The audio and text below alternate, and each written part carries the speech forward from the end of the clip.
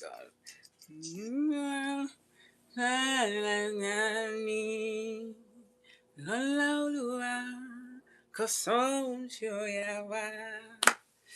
Y'all, I had the most amazing song today, and it's still in the ether somewhere.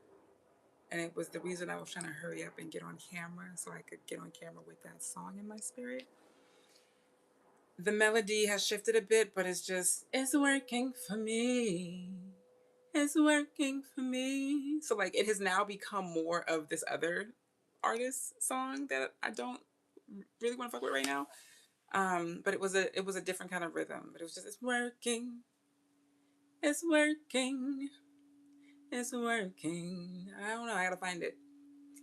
It's working, it's working, it's working. It's working, la, la, la, working, ooh, it's working for me. It's working, la la la, it's working, ooh, it's working for me. Okay, friends, I have so much to do, but I just had the overwhelming urge to just get some of this updated information out into the world. Yeah, off my chest. My daughter Yetune has made it safely to Tokyo. So thank you, Most High. Thank you, Mother. Thank you, Father. Thank you, Divine One, Infinite One, Creator of all, Lover of our hearts, best friend to our spirit, to our soul, everything, Creator of all, the infinite, all that is. Yeshua. Shout out to Yeshua. Shout out to Yemuja. Shout out to my grandmothers, my great grandmothers, my great great great great great grandmothers, all the way to the origin of the seed, all the way back to the crystal, back to the rock, back to the water. Shout out to my bloodline. Shout out to my mothers, my mother's mothers. So much music to talk about, so much film and media to talk about. My daughter's in Japan, like I said, and she is really, more than anything, it's like anime inspired. Like, she's out there because of anime. Like, and so when we talk about cultural promotion, cultural currency, cultural capital, I gotta look at what the Japanese have done with anime, because they have called forth a whole generation of Black youth and global youth into their culture. And you have to really look at how they've done that and why it's been so effective, right?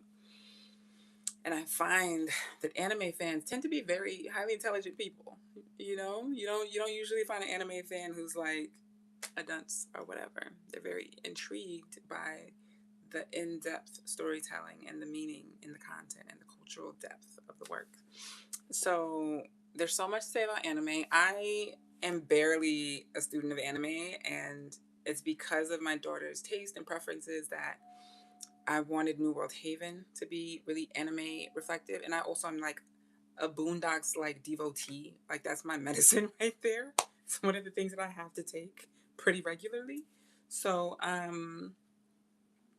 that Boondocks vibe is what we started out with for New World Haven, and that's what we really want to promote, and continue to leverage and utilize. And so we're handling some things to get us back to that project. But in case you don't know, New World Haven was a project with the initial seed investment from the Mellon Foundation in partnership with the New Haven Arts Council.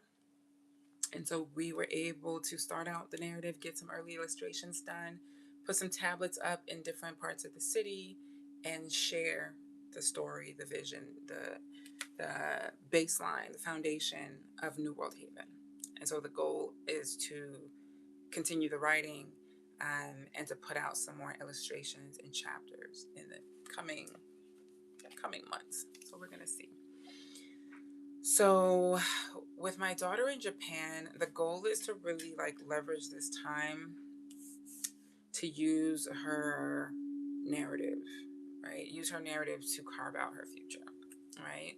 So she is entering senior year, that time of life when you are deciding what you're going to do with the rest of your life.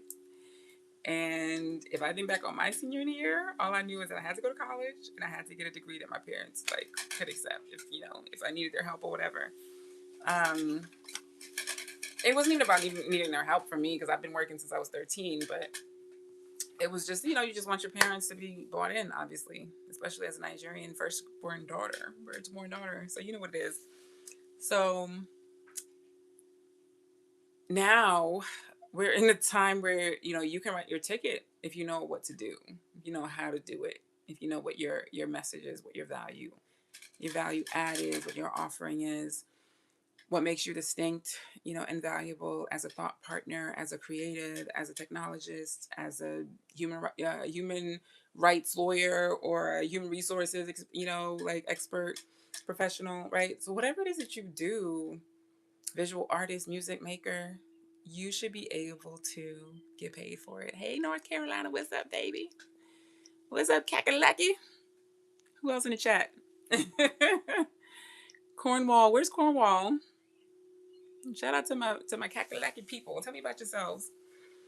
Yeah, I know there's a lot of like y'all doing it in the South. Let me tell you, like there's so many black owned farms, black owned, I would even say universities, HBCUs. I'm looking into the land trust with HBCUs to make sure I understand like the level of black ownership for real and like the level of investment in the community that each school is responsible for. And, even thinking about what that looks like over the next year. My daughter's going to college and the world is breaking apart in some ways. The new world is emerging. Some are calling, maybe there's a new earth for some people, new world for others. You have the old world dying and clasping on, trying to scrape at any remnants it can get of its power, of its foregone power.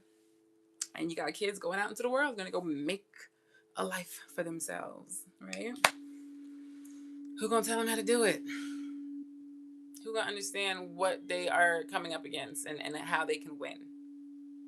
Other than those who've been doing this same type of thing for the last 20 years, right? Of carving out your own path in the midst of chaos, in the midst of a war, in the midst of just madness. Just saying, like, this is what I want to experience. This is who I want to be. Identity coaching. This is who I want to be, and this is where I'd like to go.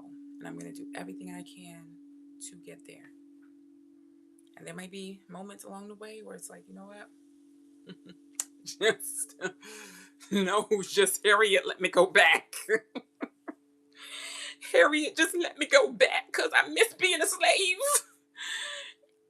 There are moments that come like that, and then there are other moments where you're just like, bitch, better get the fuck up.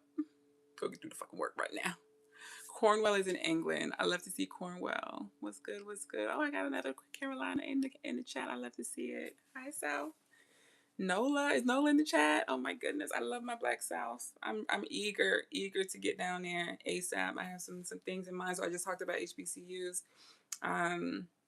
So yeah, what I'm really focused on is helping my 17-year-old daughter, my teenage daughter. I don't talk about her like that, but I'm putting all the juju around her right now, and y'all gonna know her name because you don't have a choice.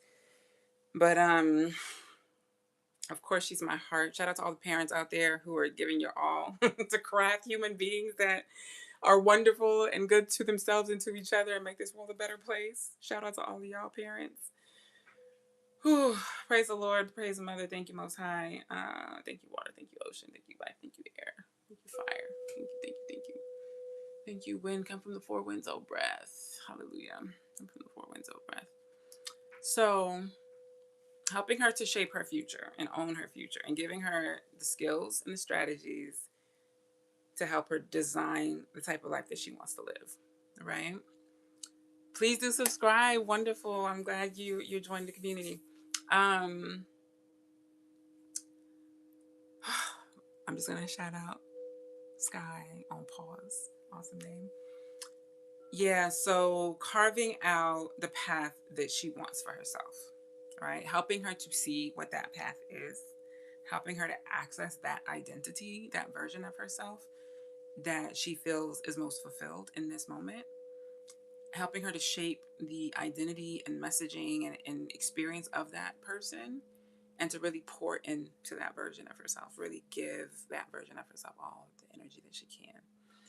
And so that's how Japan came up. And the reason I'm super proud of Japan is not just because it's like literally on the other side of the freaking world. It's because she chose this. She chose this and she made it happen. And she kept getting up. Of course, I had to kick her sometimes, kick her up, not down the stairs. Wouldn't do that. That's criminal. But put a kick in her ass with my tongue sometimes. You know what I mean? It's just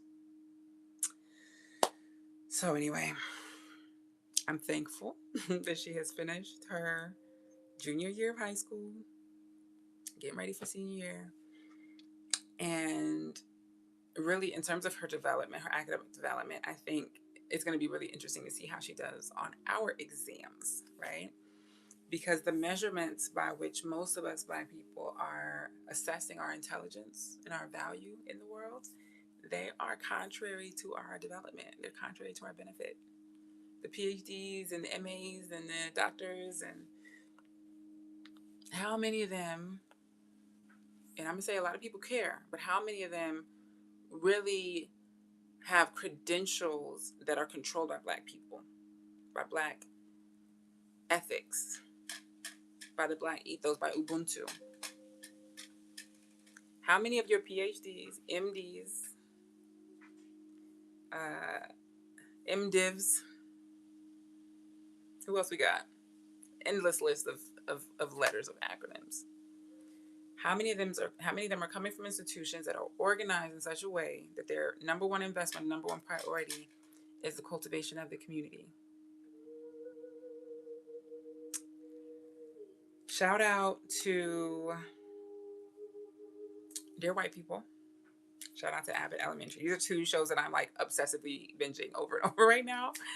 I love them so much. And the one example I could think of that's a little bit closer in quality, that's African continent located, is, oh my goodness, it's a Nigerian, some people called it like the Nigerian version of Blood and Water. I don't want to put it down like that, but it's in my my chat history, so I'm gonna look for it. But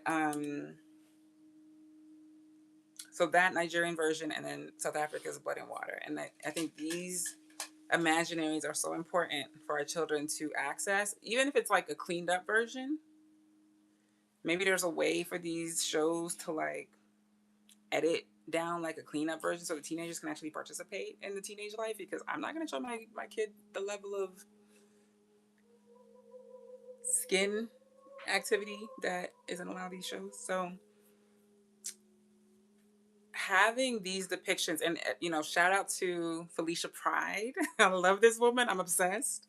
She is producer behind Bel Air and like the showrunner, I believe, for the reboot of A Different World. So everybody's like in line to watch that, of course. And so these content productions, these cultural productions in which we depict our education, what we want our education to be, what we see it as right now, the tension between that, the structures that inhibit the types of growth and evolution that our education could experience, right? How many of us feel satisfied with the type of education that we have paid money for, paid years for, sacrificed so many things to get these credentials?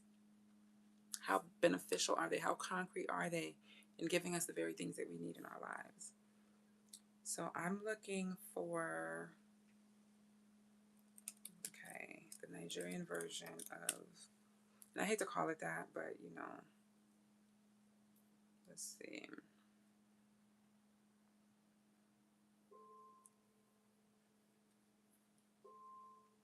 Yeah, Far From Home. Is it Far From Home? Has anybody seen Far From Home, Nigerian Nollywood Netflix miniseries? I hope it does come back at some point. I don't know if it's been announced yet. I'm gonna have some bone broth, y'all, because I need some of that collagen. Something I think we should all make. If you know a Black-owned bone broth company that is like accessibly priced and at this quality or better, please drop it in the comments. Okay.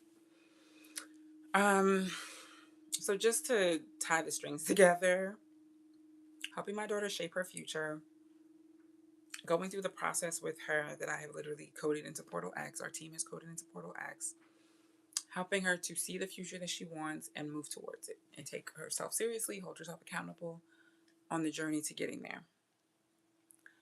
She has to have self efficacy, right? Like, she has cousins, and I'm grateful for the blessing of a large family.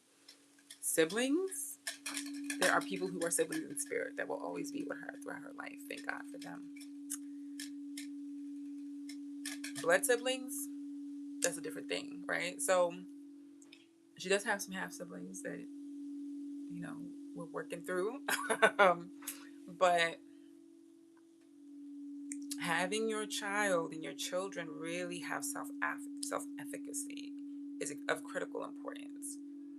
And I honestly don't see enough of us out here giving our children that, and a lot of us don't have it to give, right? And so we're working towards that mastery. We're working towards that understanding. Shout out to Amos Wilson, Dr. Amos Wilson, Professor Amos Wilson. In order for us to build a liberated tribe, a liberated family, a liberated generation, we have to have self-efficacy. We have to have the ability to take care of ourselves from within, to look within for our value, look within for our joy, look within for our peace, look within for our power, for our memory, for our goodness, for our history. We learn to look within, and then we find the God in ourselves. We find the power in ourselves, and we reinforce that power every time we look at it. Every time we pay attention to it, every time we reinforce it. We're going to do some meditation today. I know it's been a little minute. I had to really, hammer down some things. But yeah,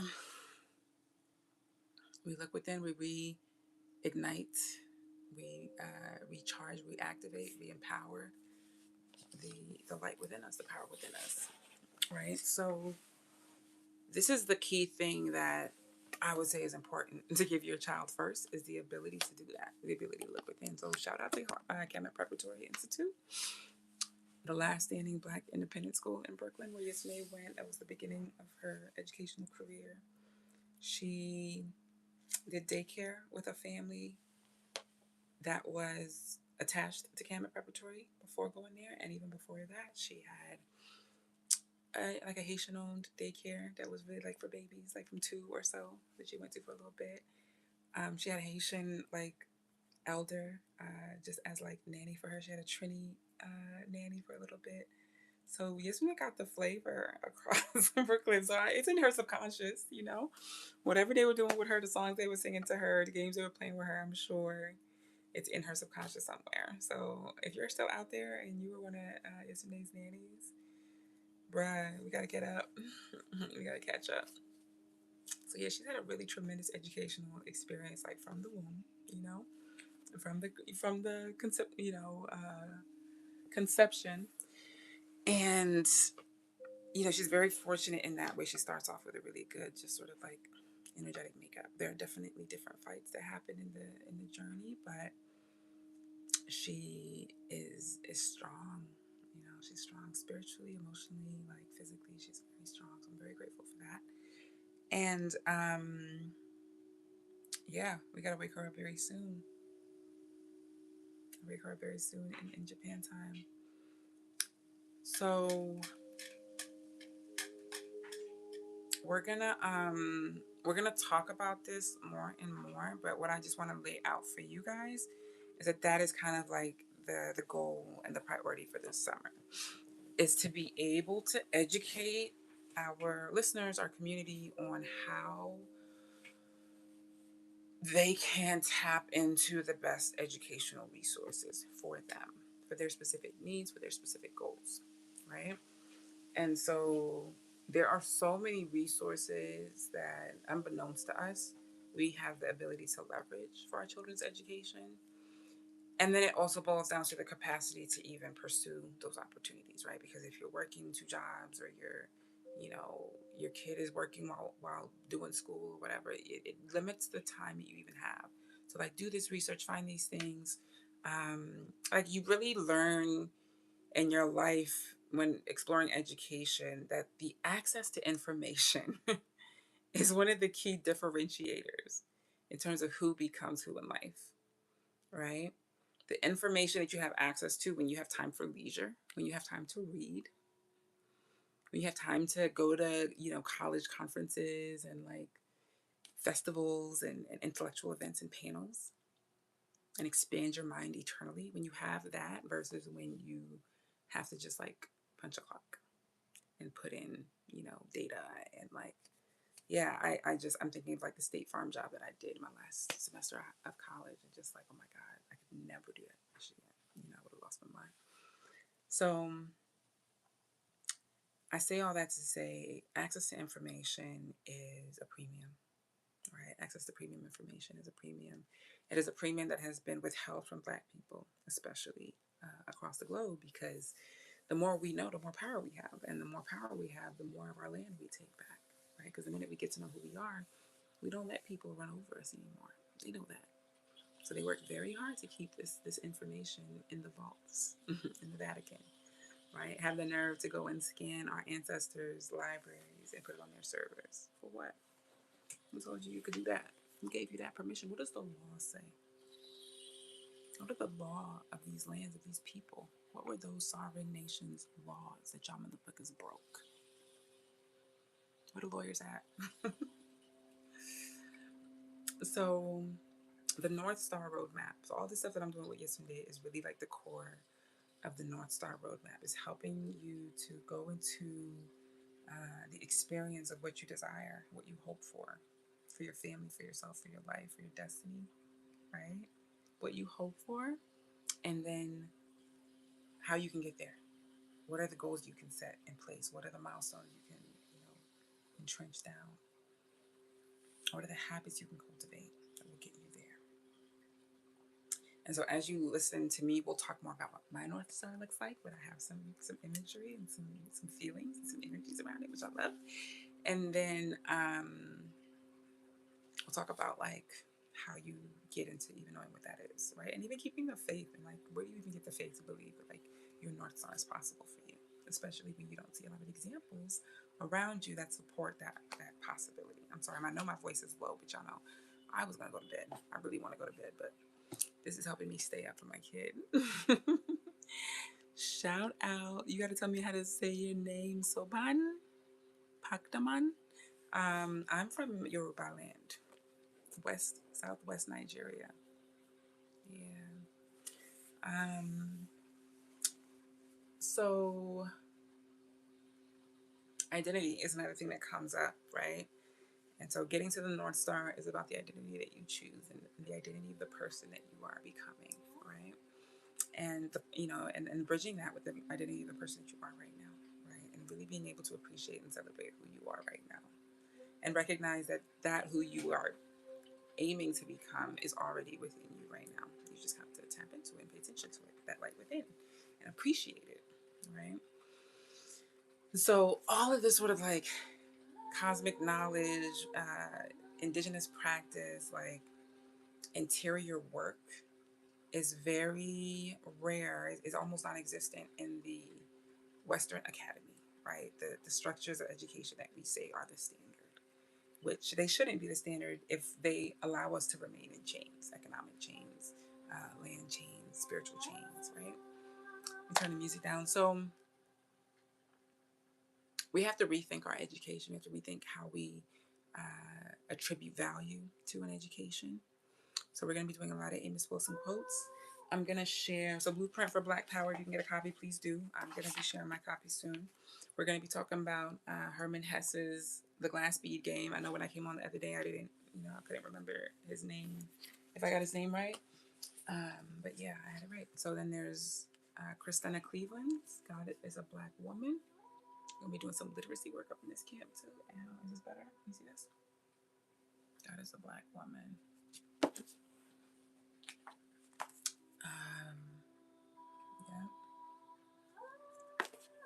Oh, I'm sorry. I should have said the name. God bless the daughter raised by a voice in her head by Worcestershire. See it good? Okay.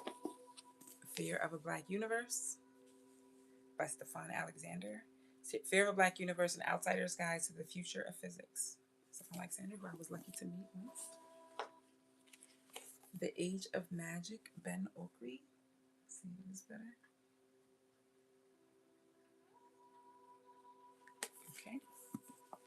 Chronicles of Ori. These are just the ones that are on my bed. So I'm just like, we're just going to look at them. Chronicles of Ori. And I will do some like reading from parts of these, but um, the idea is to just sort of recalibrate our thinking and realign our thinking. And so there's a lot of work that I'm doing around like depositories, databases, and libraries right now.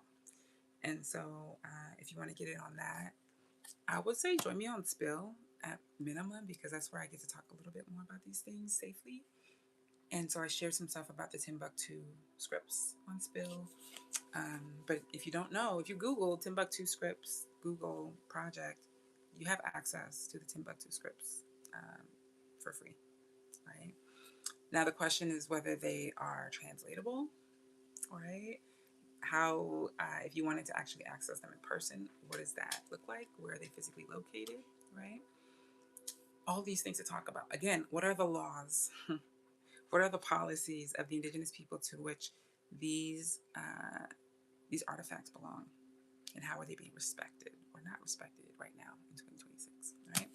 So building of libraries, one of the key things, and this is like really for another episode, but I just have to quickly touch on the fact that libraries make universities. Like the fact that a university is an Ivy or a top university, it is strongly correlated with their libraries. What books do they have access to? What resources? What artifacts? Right?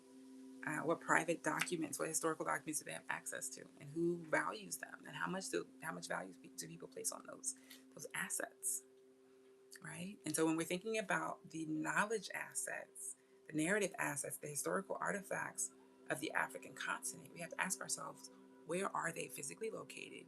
Who has the ultimate say so on those documents, and what sort of God, what sort of a law, what sort of protocol do they answer to?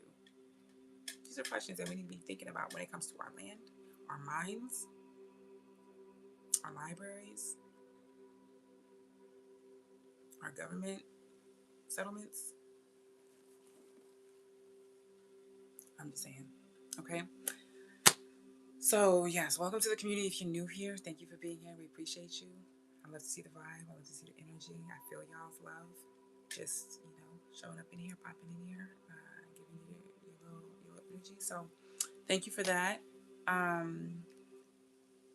want to keep you up to date. If you would like to stay closely aligned with what we are doing in terms of Yasune's time in Japan, in terms of Black Genius University, the sort of identity coaching and like North Star road mapping for your teenagers, for college students, get at us, team@noirlabs.org. It's team.noirlabs.org. So I just want to check and see. Okay, it looks like she might have actually slept, so that's good. Yeah, because I'm going to share my daughter's YouTube on here. So Cultured Film Club is what I believe we were going to name it. Cultured Film Club, Cultured Media Club. The ED on the end of cultured being, the E is capital. And so obviously that's a play on culture and education, right? And so we are honing in on the messaging around what our education should be like, what it looks like now, and how do we get to our North Star in terms of collective educational standards for liberated Black people? You know what I mean? Those sorts of things, even knowing our human rights, knowing the legalities that protect our bodies, and understanding when those are violated, right? And being able to defend those because we have that legal knowledge, right? These are some of the things that we're thinking about when it comes to education. We're looking at also how that ties into spiritual histories, spiritual cosmologies, spiritual geographies, in these places. All right. So stay tuned. That's what I'll say. But I know that on Substack, she's also Cultured Film Club. I'll check and I'll confirm and I'll put it in the description when we get around to that. All right. If y'all have any questions, if you have a teenager that's trying to figure it out, if you're trying to figure it out as an adult, I got you. Let's talk. It's my superpower. I can get you 0 to 100 in less than a year. Probably like 3 months. Probably 1 month if you're really serious. All right. I love y'all. We'll talk soon. Subscribe to stay tuned. It's going to be a lot of good shit. All right.